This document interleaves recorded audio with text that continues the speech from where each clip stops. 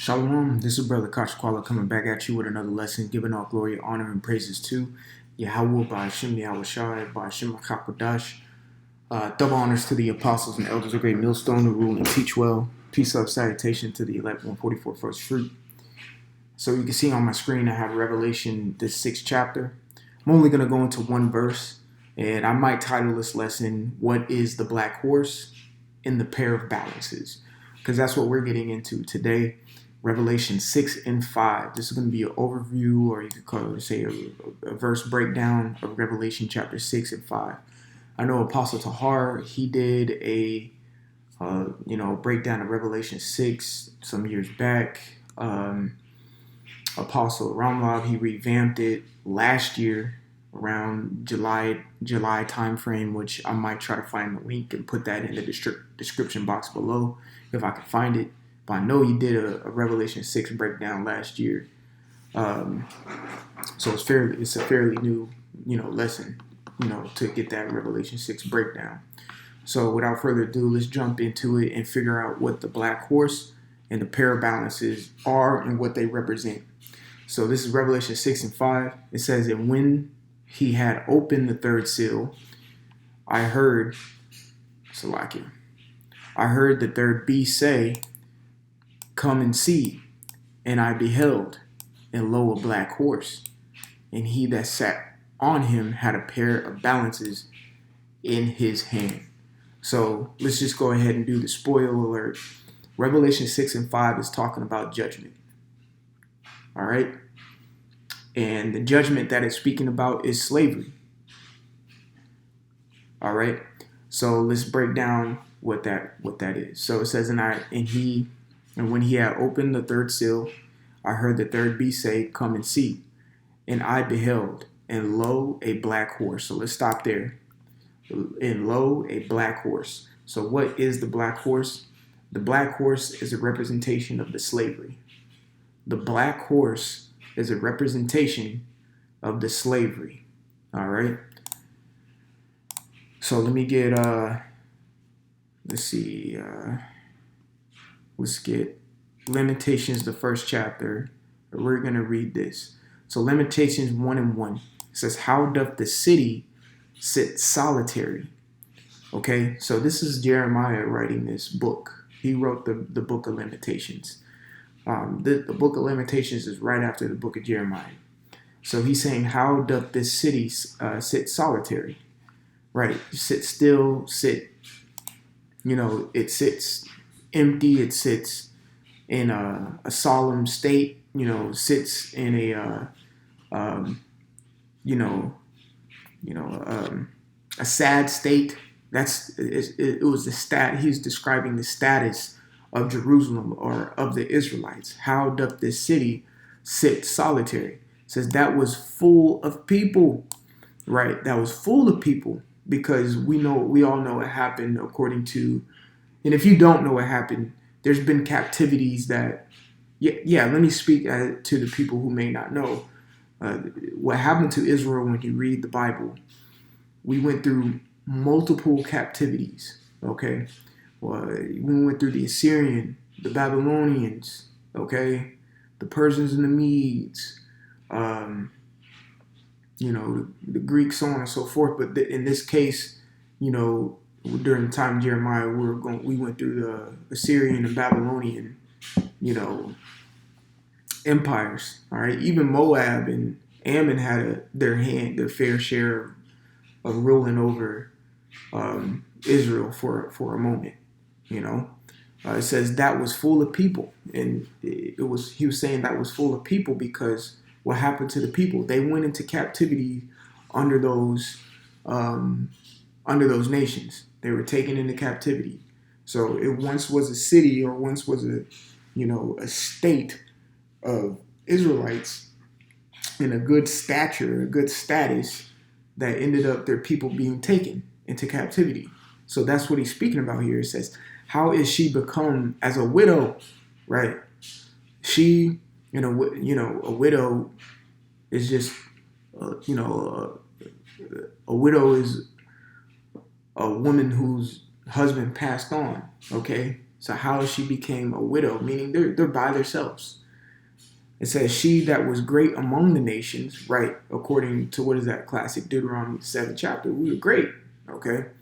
And princes among the provinces, how has she become tributary? Because you got to remember going back to First Kings when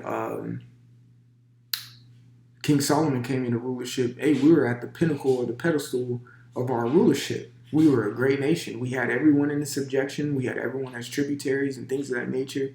We were the richest kingdom on earth, everything. And then because, individuals go off, we receive a judgment. All right, and that's what we're getting into in Revelation, the sixth chapter, verse 5. It's judgment through slavery, okay? And it says, verse 2, and I'm pretty much, verse 1 really gives the point, but I'm going to read through verse 5, at a steady pace. It says, she weepeth sore in the night. And when he's saying she, when Jeremiah is saying she, widow, her, she, things of that nature, it's speaking about a nation. And the nation that he is speaking about is Israel. All right. Zion is another name for Israel as well. Okay. It says, she weepeth sore in the night, Israel, and her tears are on her cheeks. Israel's tears are on her cheeks, meaning the nation is is in mourning. Among all, that's why it's the book of Lamentations, to lament. All right, that means a mourning. You're in a state of mourning. It says, among all her lovers, she has none to comfort her. All her friends have dealt treacherously with her. They are become her enemies. Judah is gone into captivity because of affliction and because of great servitude. She dwelleth among the heathen. She findeth no rest. All her prosecutors overtook her between the straits. So he's just going into slavery. This Lamentations 1, verses 1 through 5 is just slavery. That's what it's going into. It says, the ways of Zion do mourn. Again, that goes to lamentation. Because none come to the solemn feast. All her gates are desolate. Her priests sigh. Her virgins are afflicted. And she is in bitterness, which another word for bitterness in the scriptures is a choler. All right. Verse 5, it says, her adversaries are the chief, her enemies prosper, for the Lord had afflicted her for the multitude of her transgressions. Her children are gone into captivity before the enemy. That's right. And let's get one more verse about slavery. Let's just go to the classic Deuteronomy chapter 28. Let's see here. Yeah, verse 48. It says, therefore thou shalt serve thine enemies, which the Lord shall send against thee, in hunger, and in thirst, and in nakedness, and in want of all things. And he shall put a yoke of iron upon thy neck until he have destroyed thee. So that's speaking about slavery. But we're going to keep this scripture right here because we're going to come back to it, specifically because it uses the word yoke. So let's go back to Revelation chapter 6 and 5. It says, and when he had opened the third seal, I heard the third beast say, come and see. And I beheld, and lo, a black horse. So now we have the understanding of what the black horse is. So what is the black horse? The black horse is slavery via Lamentations 1 through 5, and Deuteronomy 28 and 48. That explains the slavery. All right. And we're in captivity right now, still to this day. So let's go ahead. It says, and he that sat on him had a pair of balances in his hands. Right. So the pair of balances is symbolic of judgment. All right. The black horse is symbolic of judgment as well, but also represents slavery. But the balances goes into judgment, which that's why I held Deuteronomy 28, because it says yoke. But when you go into the word balances, shoot, 1 second here. Let's see. Let me zoom out. Slovakia. Balances, zugos, and that means a yoke. Okay, it says a yoke that is put on a draught cattle. Now, listen to this. Okay, let me get something real quick because Yahweh Shai spoke of this.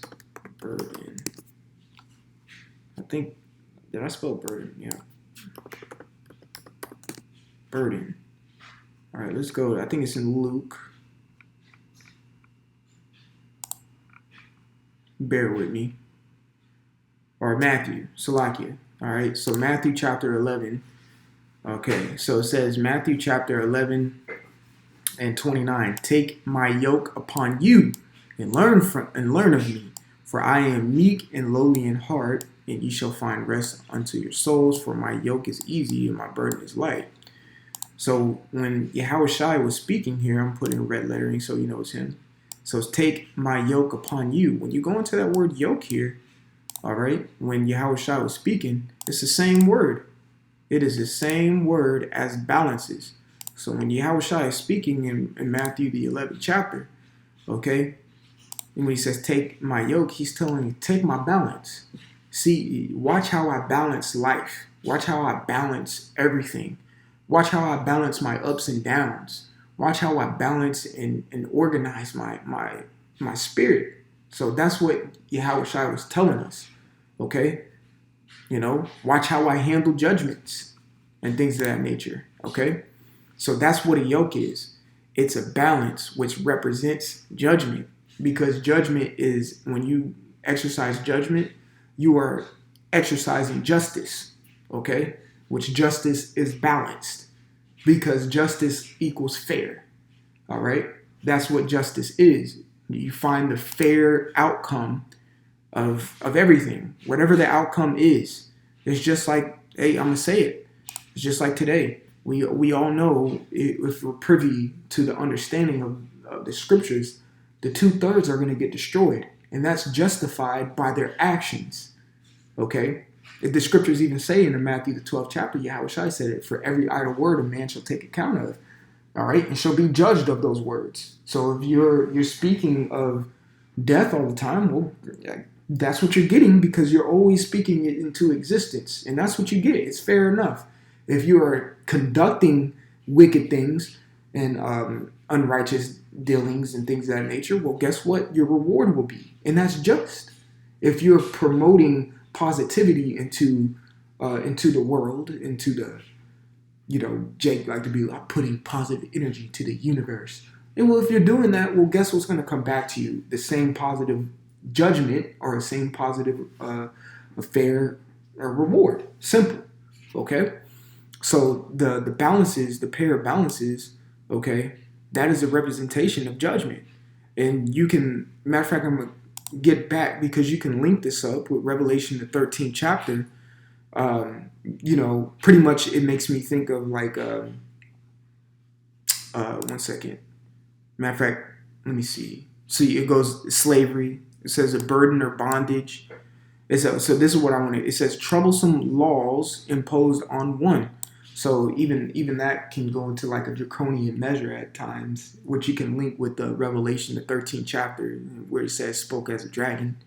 You know, especially of the Mosaic law, hence the name is transferred to the commands of Hamashiach, as to contrast them with the commands of the Pharisees, which were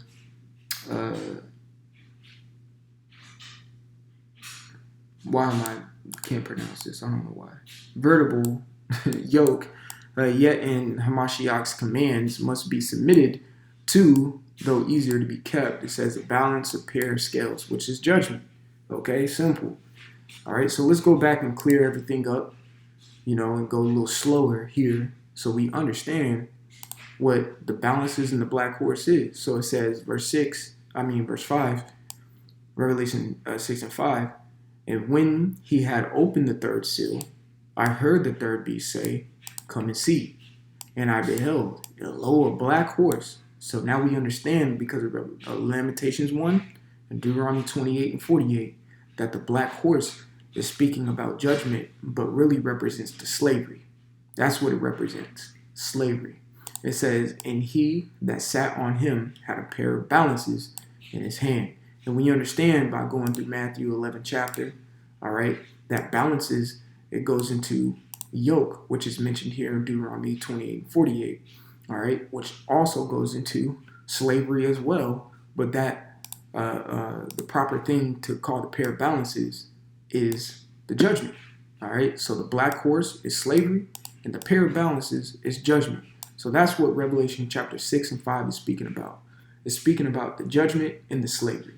And this is all and this is all a prophecy. Okay, this is all prophecy.